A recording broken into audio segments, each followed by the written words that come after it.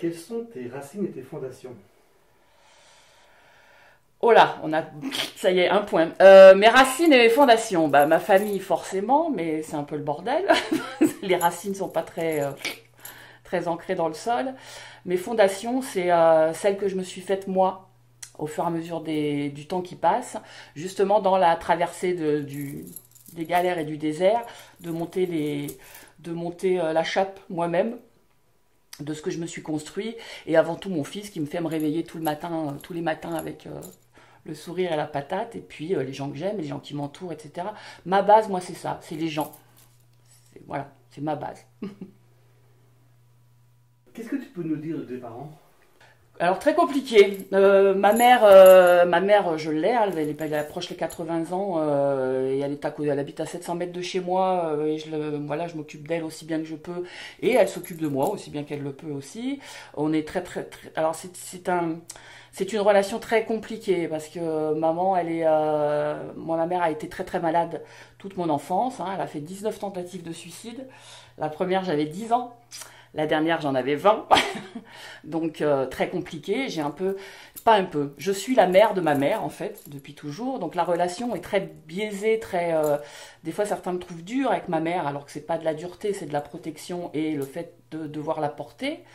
Et quant à mon père, alors, lequel? Parce que je porte le nom d'un homme.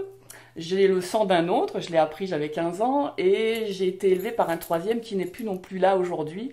Les hommes chez nous restent pas longtemps. Donc, ma relation avec le père, je connais pas. La seule et unique fois que j'ai su dans la liste qu'était un papa, c'est le papa de mon fils. C'est lui qui m'a appris ce que c'était qu'être un papa et qu'il y avait des bons papas. Sinon, je connais pas. Et voilà, mais ça va. J'ai appris à vivre avec ça.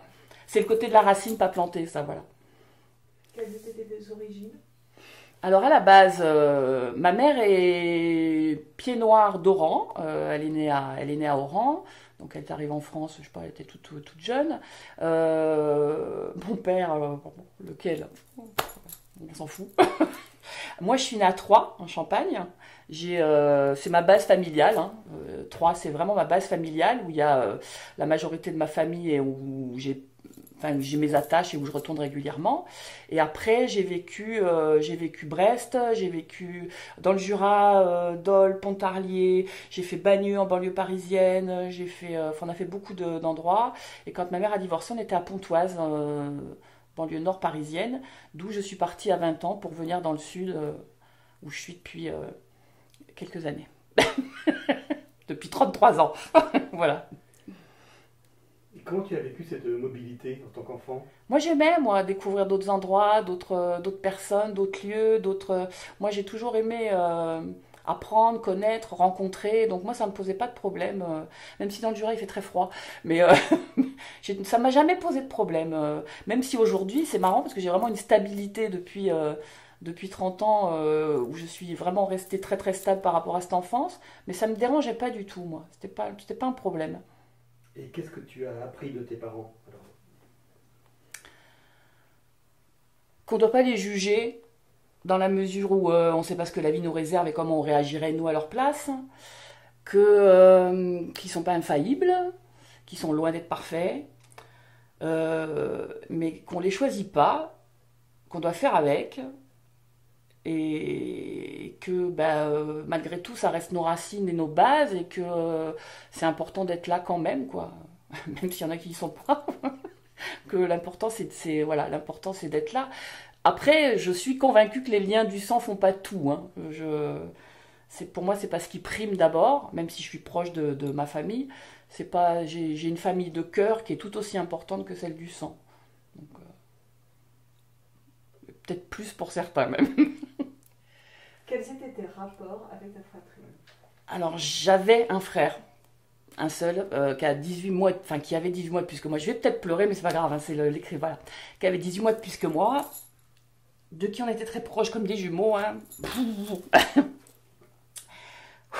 Comme j'ai dit, le parcours avec maman était compliqué. Moi, ça m'a renforcé. Lui, ça l'a abîmé.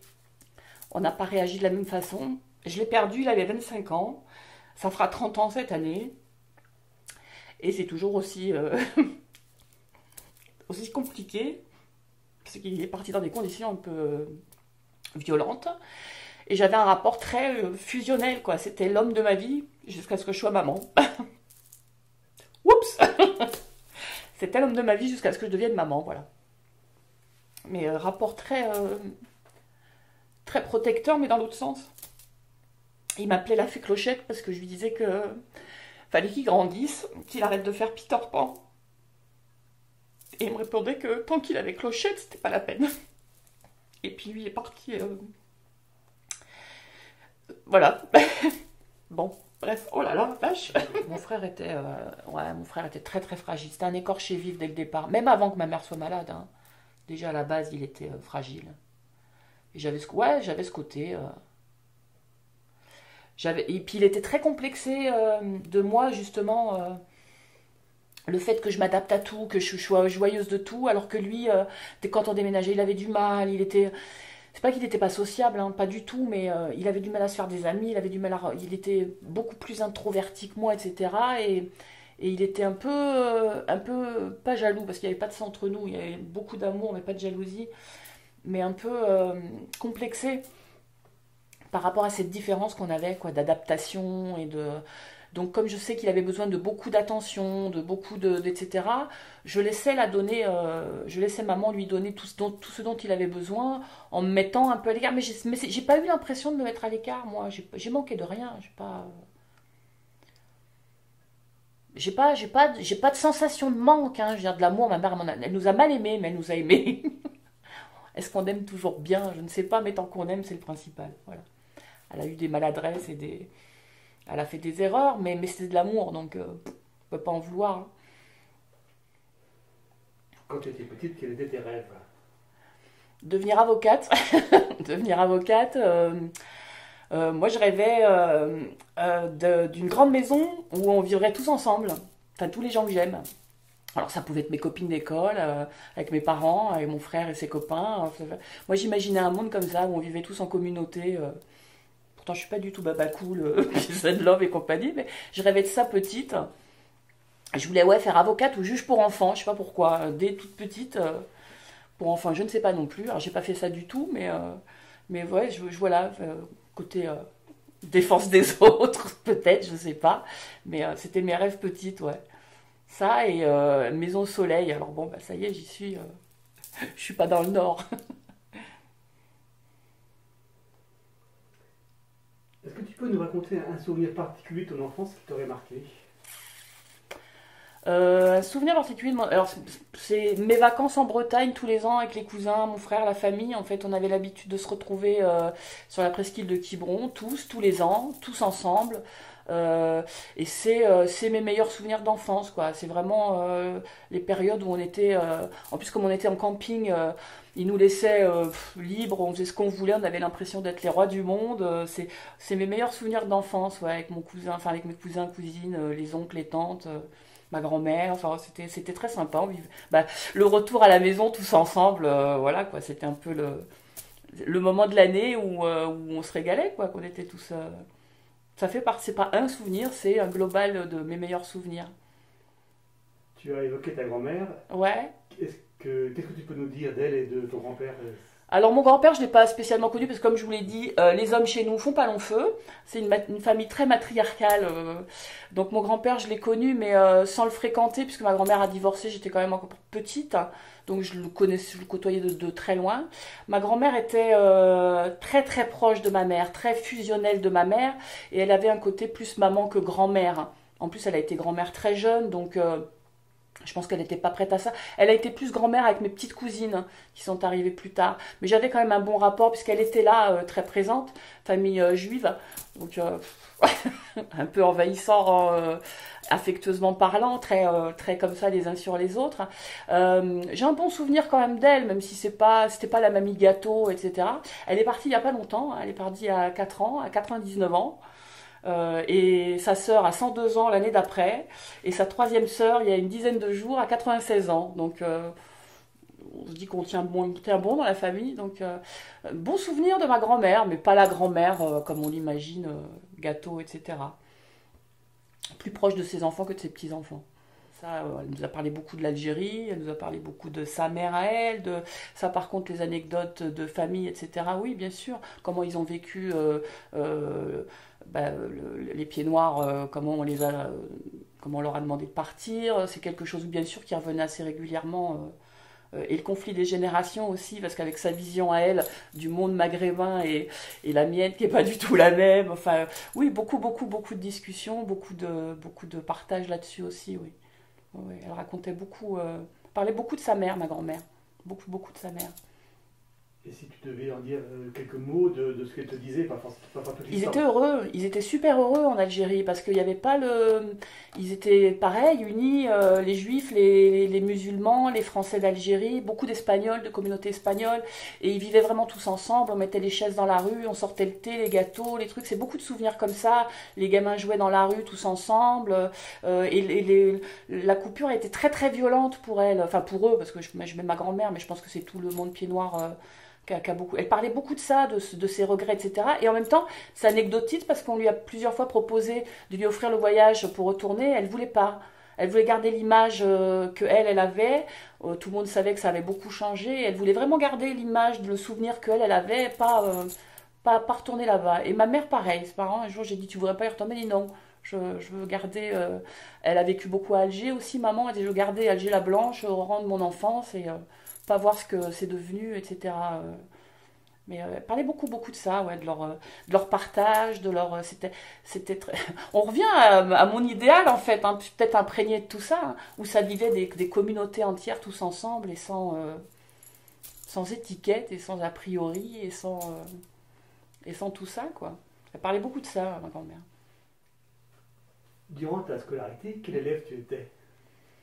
Le pire cauchemar des professeurs, parce que turbulente, bavarde, indisciplinée, mais super bonne élève. Difficile à punir, donc le cauchemar. J'étais un peu le bout en train de la classe, à perturber un peu. Mais moi, je m'en foutais, j'arrivais à suivre. Donc, mais après, bonne élève, ouais. J'aurais pu les faire, ces études de droit, si la vie me l'avait permis, j'aurais pu. Mais par rapport à maman et sa maladie, où il a fallu que je l'accompagne et que c'était compliqué de concilier études et maman. Donc j'ai choisi maman, j'ai pris des raccourcis. Alors je vais faire rire bon grand nombre. Moi je dis j'ai un BEP Roland-Garros. Pourquoi un BEP Roland-Garros? Parce que pour prendre un raccourci après la seconde, je suis allée faire un BEP secrétariat. Et que le jour du BEP, où il fallait aller passer son diplôme, on m'a donné des places pour la finale de Roland-Garros. Je me suis dit, le PEP, tu l'aurais eu. La finale de Roland-Garros, t'en verras peut-être plus. Va à Roland-Garros voir Michael Chang. Donc je suis allée à Roland-Garros. Donc je dis, j'ai un BEP Roland-Garros. Voilà. Et je regrette pas, parce que ça m'a pas empêché de vivre, de bosser. Et en plus, Tu l'as un petit peu évoqué, mais est-ce que tu peux nous dire, quand tu étais enfant, qu'est-ce que tu rêvais de faire comme métier? avocate ou juge pour enfants. Alors, tu peux nous dire pourquoi? J'avais envie de défendre, parce que après on me posait la question, mais tu sais qu'avocate on défend pas que les victimes et les innocents. Et moi je disais non, mais moi je défendrais que eux. Donc donc c'est peut-être ouais ce côté très empathique. J'ai fait un bilan de compétences quand je me suis retrouvée au chômage. Où, alors moi j'avais une grande face et j'aime pas les gens. Tout le temps je dis j'aime pas les gens. Enfin, c'était dans le boulot au niveau professionnel. J'avais tendance à dire j'aime pas les gens, alors que c'est tellement pas vrai quoi. Que quand j'ai fait mon bilan de compétences et que la formatrice m'a dit votre phrase type, j'ai dit j'aime pas les gens et qu'elle m'a sorti le bilan de compétences. Le premier truc qui sortait c'était l'empathie. Donc elle m'a dit pour quelqu'un qui aime pas les gens, c'est quand même tous les tests qu'elle faisait faire, tout ce qui ressortait c'était l'empathie. Mais je pense que dès tout on l'a à la base, c'est pas des qualités qu'on développe, enfin c'est pas des qualités, c'est peut-être pas une, si c'est une qualité l'empathie, je pense. Ouais. C'est pas des choses qu'on développe, je pense qu'on l'a à la base, hein, quelqu'un de, ouais, je pense que puis après la vie vous aide à le développer peut-être plus grand, mais ouais, mais ouais, avocate ou juge pour enfants, ça aurait été sympa. Et juge pour enfants, tu pensais Je sais faire pas quoi? pourquoi, je sais pas pourquoi. Peut-être que j'ai peut-être croisé des enfants malheureux à une époque de mon existence qui m'a donné envie de les défendre. J'ai pas vraiment le souvenir de pourquoi et le déclic, de comment ça m'est venu, mais et c'est resté tenace longtemps. Hein. Moi, les copines, elles voulaient être vétérinaires ou infirmières ou danseuses ou chanteuses. Moi, je voulais être avocate ou juge pour enfants. Je sais pas pourquoi. Moi, mais il y a plein de choses dans mon parcours que je ne saurais pas expliquer, et des choix que j'ai faits que je ne saurais pas expliquer. C'était peut-être une enfant protégée quand même, non? Je te l'ai fait rappeler. J'étais... Toi et ton frère. Encore un point. Fabrice était fragile. Et on va repartir. Fabrice était fragile, petit, et avait besoin beaucoup d'attention. Et c'est vrai que je me mettais de côté pour lui. Voilà. Dès le départ. Mais je regrette pas du tout.